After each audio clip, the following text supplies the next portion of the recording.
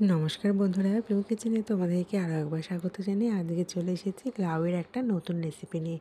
এই গরমে শরীরকে ঠান্ডা রাখার জন্য লাউ কিন্তু আমাদের একান্তই খাওয়া দরকার। যারা লাউ খেতে চাও না তারাও কিন্তু আঙুল চেটে পুটে খাবে এইরকম রেসিপি দিয়ে। তো চলো রেসিপিটা শুরু করি। আমি এখানে একটা গোটা লাউ নিয়েছি, মিডিয়াম সাইজের লাউটাকে এভাবে কেটে পরিষ্কার করে ধুয়ে নিয়েছি এবং জলটা ঝরিয়ে ভালো মতো শুকিয়ে নিয়েছি। আমি এরকম ডুমো করে লাউটা কেটেছি। এরকম রেসিপিতে লাউটা এরকম ডুমো করে কাটলে খেতে খুবই ভালো লাগে এবং এর স্বাদও কিন্তু একদমই ইউনিক। তো এরকম রেসিপি একবার তোমরা বাড়িতে বানিয়ে দেখতে পারো। এই গরমের সিজনে খেতে কিন্তু দুর্দান্ত লাগবে। একটা বাটির মধ্যে আমি এখন ৬-৭টা বড়ি নিয়ে নেব। যে কোনো বড়ি হলেই চলবে, তবে এরকম বড়ি কিন্তু মার্কেটে খুবই পাওয়া যায়, সমস্ত দোকানে অ্যাভেলেবেল। তো আমি ৬-৭টা বেশি একটু বড়ি নিয়েছি। এখন কড়াইতে তেল গরম করে প্রথমে বড়িগুলোকে হালকা ভেজে নেব। খুবই অল্প উপকরণ দিয়ে রান্নাটা তৈরি করা হয়েছে, অল্প সময়ে। তোমরা কিন্তু চটজলদি এভাবে তৈরি করে নিতে পারো। তুমি গরমের সময় শরীর ঠান্ডা রাখার জন্য এরকম রেসিপি কিন্তু আমাদের একান্তই ভীষণ দরকার। বড়িটাকে আমি একটু হালকাভাবে ভেজে নিচ্ছি। গ্যাসের ফ্লেমটাকে মিডিয়াম করে বড়িটা ভাজতে হবে, তা না হলে বড়িটা কিন্তু কালো হয়ে যাবে। বড়িগুলো ভাজা হয়ে গেছে। এই অল্প তেলেই আমি পুরো রান্নাটা কভার করব। খুব একটা তেল দরকার হয় না এরকম রান্নায়। হাফ চামচ মতো কালো জিরে ফোড়ন দিয়েছি। এখন আমি এর মধ্যে 1 চামচ আদা বাটা দিয়ে দেবো। এটা সম্পূর্ণ একটা নিরামিষ রান্না। নিরামিষের দিনেও এরকম একটা রেসিপি কিন্তু তোমরাও বাড়িতে বানিয়ে ফেলতে পারবে। আদাটা আমার একটু ভাজা হওয়া অবধি অপেক্ষা করব, কাঁচা গন্ধটা যতক্ষণ না চলে যাচ্ছে। আদাটা ভাজা হয়ে গেছে। এখন আমি লাউগুলো দিয়ে দিলাম। এখন দুটো কাঁচা লঙ্কা মাঝখান থেকে চিড়ে আমি দিয়েছি। খুব একটা ঝাল হয় না এরকম রান্নায়, খুব অল্প ঝাল হয়। তো সে কারণে বাড়ির বাচ্চারাও কিন্তু এরকম রেসিপি খেতে পারবে। নিরামিষের দিনে এরকম একটি রেসিপি হলে কিন্তু সবাই বেশ চেটেপুটে খাবে।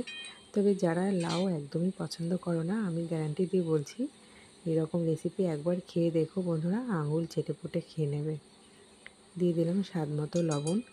লবণের পরিমাণটা একদম স্বাদ মতো দেবে। আর লাউ দিয়ে কিন্তু জল বেরোয়, সেদিকটা মাথায় রাখতে হবে। তো সেই কারণে লাউয়ের রেসিপিতে খুব একটা লবণ ভালো লাগে না। খুব অল্প পরিমাণে হলুদ দিলাম। হলুদটাও খুব অল্পই দিতে হবে, বেশি একটা হলুদ দেওয়ারও প্রয়োজন পড়ে না। গরমের দিনে কিন্তু একটু হালকা তেল মশলা রান্না খাবার খেতে আমাদের সবারই ভীষণই ভালো লাগে। এখন আমি দেখো ভালো মতো নাড়াচাড়া করে নিচ্ছি। গ্যাসের ফ্লেমটাকে হাই করে দিয়েছি। আর লাউ কিন্তু খুব তাড়াতাড়ি নরম হয়ে যায়, তাই এই রান্নাটা করতে খুব একটা কিন্তু আমাদের সময় লাগবে না। এখন আমি এর মধ্যে 3টে তেজপাতা দিয়ে দিলাম। তেজপাতাগুলো আগে তেলের ওপর দিইনি, তাহলে খুব তাড়াতাড়ি কালো হয়ে যায়। তো সেটা আমার দেখতে ভালো লাগে না, তাই আমি সবার শেষে তেজপাতাটা দিলাম। তবে সমস্ত মশলাই আমার দেওয়া হয়ে গেছে। এখন দিয়ে দিলাম 1 চামচ মতো জিরে বাটা, মানে জিরের গুঁড়ো। এখানে আমি ধনে গুঁড়ো ব্যবহার করিনি, জিরের গুঁড়ো দিয়েছি এবং খেতে কিন্তু খুবই ভালো লাগে। আমি অনুরোধ করব এরকম রেসিপি এই গরমের সময় একবার বাড়িতে বানিয়ে দেখতে পারো। খুব ভালো লাগে খেতে। গরম গরম ভাতের সঙ্গে, এমনকি রুটি দিয়েও খেতে খুবই ভালো লাগে। বিশেষ করে যাদের সুগারে পেশেন্ট, যাদের আলু খাওয়া একদম বারণ, তারা কিন্তু এরকম লাউয়ের সবজি করে খেতে পারবে। এতে কিন্তু প্রচুর পরিমাণে ক্যালোরি রয়েছে। এখন আমি 1 গ্লাস মতো জল দিয়েছি, বেশি একটা জল আমি দেব না। আর লাউ দিয়ে কিন্তু নিজস্ব জল বের হয়, তো সেই দিকটা মাথায় রেখে আমাদের জলটা দিতে হবে। আমি এখানে 1 গ্লাস জল দিয়েছি। গ্যাসের ফ্লেমটা হাই করে আমি এখন ফুটিয়ে নেব। তো 10 মিনিট বাদে আমি দেখো ঢাকনাটা তুলে নিয়েছি। তার মাঝখানে মাঝের মধ্যে একটু নাড়াচাড়া করে দিতে হবে, না হলে আবার পুড়ে যাওয়ার সম্ভাবনা থাকতে পারে। এখন আমি বড়িটা দিয়ে দেবো। তবে ঝোলটা আর আমি বেশি শুকাবো না, এতটুকু ঝোল আমি রাখবো। খেতে খুবই ভালো লাগে, আর বড়িতে একটু হলেও তো ঝোল টানবে, তাই আর আমি কোনো রকম ঝোল আর শুকাবো না। আমি সবার শেষে একটু আটা ছড়িয়ে দেবো। তবে আটা ছড়িয়ে দিলে কিন্তু ঝোলটা একটু থকথকে হয়ে যাবে। আর স্বাদ মতো একটু চিনি দিয়ে দিলাম। নিরামিষ রান্নায় একটু চিনি খেতে ভালো লাগে। আজকের রেসিপিটা তোমাদের কেমন লাগলো? একদম সাধারণ ঘরোয়া একটা রান্না। আর যদি পুরো রান্নাটা তোমাদের ভালো লেগে থাকে বন্ধুরা, একটি লাইক করে দিও।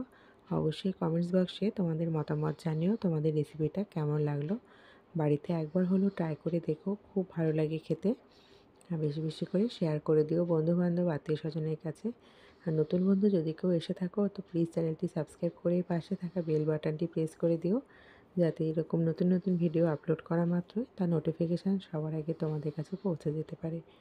সবার শেষে একটু কাস্তুরি মেথি দিয়ে দিলাম, একটু সুন্দর ফ্লেভার আসবে, তবে এটা পুরোপুরি অপশনাল। তোমাদের যদি না থাকে তোমরা এটা দেওয়ার দরকার নেই, চাইলে একটু ধনেপাতা ছড়িয়ে দিতে পারো। সেটাও যদি অ্যাভেলেবেল না থাকে দেওয়ার একদমই দরকার নেই, একটু ঘি ছড়িয়ে দিলেই চলবে। তো আজকের রেসিপিটা একদম ঘরোয়াভাবে তৈরি করা হয়েছে এবং খুব সাধারণ অল্প তেল দিয়ে, অল্প তেল মশলা, স্বাস্থ্যকর একটি খাবার। এরকম রান্না কিন্তু এই গরমের সময় খেতে খুবই ভালো লাগে। তো আজকের রেসিপিটা কেমন লাগলো সেটা কিন্তু তোমরা অবশ্যই আমাকে কমেন্ট বক্সে জানাবে। এখন আমি এটা সার্ভ করে তোমাদের দেখাচ্ছি লাউয়ের পাতলা ঝোল কতটা দুর্দান্ত হয়েছে খেতে এবং কতটা নতুনত্বভাবে এটা তৈরি করা হয়েছে। এরকম লাউয়ের পাতলা ঝোল দিয়ে কিন্তু গরম গরম ভাত, রুটি, পরোটা খেতে খুবই ভালো লাগে, এমনকি নিরামিষের দিনেও খেতে দুর্দান্ত লাগে। তো বন্ধুরা দেখো কত সুন্দর লাগছে দেখতে, তোমরাও চটজলদি বানিয়ে ফেলো। আজকের মতো এখানেই শেষ করছি। চলে